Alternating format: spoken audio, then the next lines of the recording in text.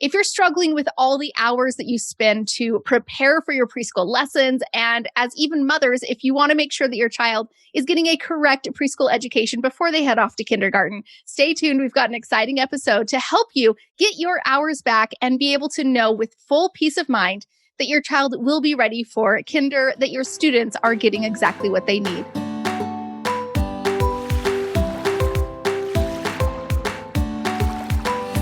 Welcome back to our Preschool All-Stars podcast. I'm your host, Joy Anderson, and with me today is my good friend, Amy Nielson. She is the creator of Planning Playtime. What an amazing opportunity we have to speak with her. She has millions of followers across all of her social media channels, and it is such a joy to bring her on. So, Amy, welcome to our podcast. Thank you so much for having me. I'm thrilled to be here. Well, what an exciting time to talk to you. You have so many things going on. But before we talk about planning playtime and how we can get our hours back, and of course, you've built this amazing community for moms and also teachers, let's go back in the day. Where did this all start? You've created this beautiful business, but where did this come from? Where was the very beginning for you? Oh, it's such a good question. I think the beginning has to go all the way back to my mom, actually. And she was kind of quit teaching. She was a retired teacher and stayed home with us kids. And she made learning come alive. It was so fun. Like she would teach us the alphabet and she would sing songs. And the alphabet were these, our vowel letters were like these bees in the vowel hive. And she would sing songs and then she'd chase us around with the vowel bees. And that was how I learned. And so it was so fun.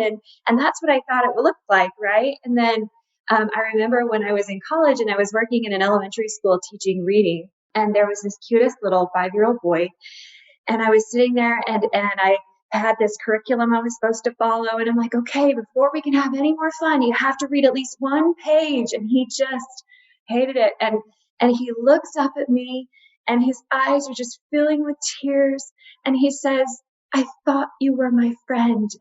Oh. And I was devastated and I went home for the weekend and I was like, something is not right. Like learning is amazing and reading is so wonderful and I love it so much. And what are we doing wrong where it's this painful? It should not be this painful. It should not be this awful to learn to read. And so, in my little college dorm over the weekend, I was trying to find any way that I could think of to make it fun. And my goal for the rest of the year, I went back with anything I could find. And I made reading fun for the rest of the year. And so I think that was kind of where I was inspired. And then of course with my own kids, and then it kind of led into this incredible business where I get to help make it fun for kids all over the world. And I think seeing that firsthand, obviously, with that child saying, wait a second, it really just, again, reminded you of those days with your mom of learning was based all through play. So I love that. Yeah. That's what it's supposed to look like. And it's so effective and amazing. And yeah. And I think sometimes when we do get into classrooms as teachers or when we send our kiddos off to those preschool kinder classrooms, we get a little bit overwhelmed. Like there is so much to learn in so little time. How do we make sure these kiddos are going to hit all those milestones? Could you share some of your great strategies that you have? You talked about how to make learning, reading fun. Could you share some of your fun ways that even mothers or educators of preschoolers that we can bring into our classrooms and homes? Oh, absolutely. So there's lots of mnemonic devices, right? So music is such a powerful one. Movement is such a good one. Anytime you can add that into what you're doing, because those things, play is so much more effective with memory than repetition. But repetition works too. So if you can combine the two, it's like all the magic sauce for memory and for learning. And so I love to do repetition, but I do it where it doesn't feel repetitive because it looks different every time. And I think movement and music are a great way to do that. But also I love taking things that are just in our house. I like taking the toys that they already love, their toys, and turning it into fun, reading activities or writing activities or whatever. Or I like taking games, like card games, like I'll pull out our Uno cards or our dominoes or whatever. And they're like, ooh, we're going to play. And then we do some math, but it's play because we're using games to do it. And so you can just trick them that fast and it just becomes really, really fun. So I love, those are just simple hacks anyone can do. It's so sneaky. I think of every mom putting, veggies into their kiddo's smoothie or into like some little ice cream and then blend it all up. Perfect. Yeah, that's exactly what it is. Yeah. pull out the card games and yeah, we're going to play Uno, but hey, sneak attack. We're going to learn our colors and our numbers. What? And here's some clothespins and you get to clip them on the cards and count. And they're like, oh, this is so fun. Like, yeah, it is. I love that. Yeah. And so you said you learned all this through college and stuff. What was your degree in? I actually got my degree in accounting, but while I was doing that, I was working with the American Reads program. So I was in schools every day working with kids, teaching them how to read. And so it was kind of interesting. And then my roommates were all elementary ed majors. And so it was kind of funny. I was like, wow, I kind of like, maybe did I go the wrong major? But now I get to use them both. I get to use my business background for running my business, and I get to just play every day in the learning space. And so it's kind of the best of both worlds, and I love it. Absolutely. I think sometimes if we all think back to the degree that we got into, we sometimes have changed paths. So that's awesome. Yeah. And now I hire an accountant and I do all the learning stuff. And it's right. All the fun stuff. That's awesome. So in all of your experiences as you've been building this business, there must have been some really fun activities. You talked about, doing the Uno card games and getting out different things that you could do in your home. What are some things that our classroom teachers can bring into their classrooms that are just fun things around the house that can bring back in that play through the learning? Just a couple ones that you can think off the top of your head. Absolutely. So one of my top favorites every day, all day long, Play-Doh, right? Play-Doh is just so fun. And it's so sensory and you get the fine motor, you get everything, but you add Play-Doh to anything and it's like, woo, it's so fun. So you can do letters with it. You can do numbers with it. You can do shapes. You can do almost anything. You can do science and STEM. So Play-Doh is like the magic tool. I love Play-Doh and the kids just love it.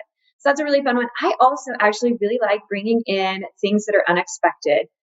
Because when you can surprise a child, their brain automatically tunes in and they're like, whoa, I wasn't expecting that. And they're paying attention. And so I like using like spoons, or I'll go to the Dollar Tree and get like some colored spoons and some colored cups. And I turn the cups upside down and we use them for playing memory games. Or we take the spoons and we use them to play sorting games, or we'll write letters on them and words and sort them into different containers or different things like that. Or you can use them for fine motor if you like have holes in a box that a cereal box or whatever. So I love bringing in just ordinary type things and then turning them into something else. And then I think in addition to the learning they're doing right now, they're also like thinking outside the box of everything they see. They're like, oh, I've seen that before. We use that for learning. And so they just see learning everywhere. And I think it's just such a good way to expand their brains and keep them interested and intrigued and excited about learning. Absolutely. I was thinking of another podcast episode I did where we talked about bringing, cereal boxes from home so we could have that environmental print and, just build our reading base that way. But getting normal items, friends, we do not need to be going to, I love Lakeshore, but we can't spend our entire paycheck at Lakeshore. But yeah, like everything. Lakeshore half Dollar Tree, the good combination. Yeah. / my kitchen cupboards. Exactly. What else can we find? Yeah. And the junk drawer, right? I think we all have a junk drawer that, let's bring in those loose parts. Oh, that's awesome. The recycle bin is like the resource area. Yeah. Yeah, absolutely. And obviously cutting through cardboard, even like not necessarily cardboard, but just even a little bit of thicker things is also going to build up those fine motor skills. So, and you can do it with Play-Doh too. They love cutting Play-Doh. It's so good. Yeah. Yeah. I actually saw somebody say that they not refrigerate, they freeze their Play-Doh, which doesn't make it super hard. Or maybe they had a different kind of blend of Play-Doh specific that wouldn't freeze hard, but that it did get thicker and a little bit more hard to be able to cut through. Oh, that's clever. I haven't tried that one yet. New ideas. I love it. Yeah. Probably test it out before you grab it to go take it to your kiddos because it might not be the right blend. So hard as a rock. That's awesome. So now you've also, with obviously all these amazing ideas, you've bundled them up into some really cool resources for our teachers and parents. Can you share about the things that our teachers and parents can be able to learn from you? Like, I know that you've got these, like you told me something about a lesson generator. Can you tell us about that? Oh my word. We're so excited about our lesson plan tool. Yeah.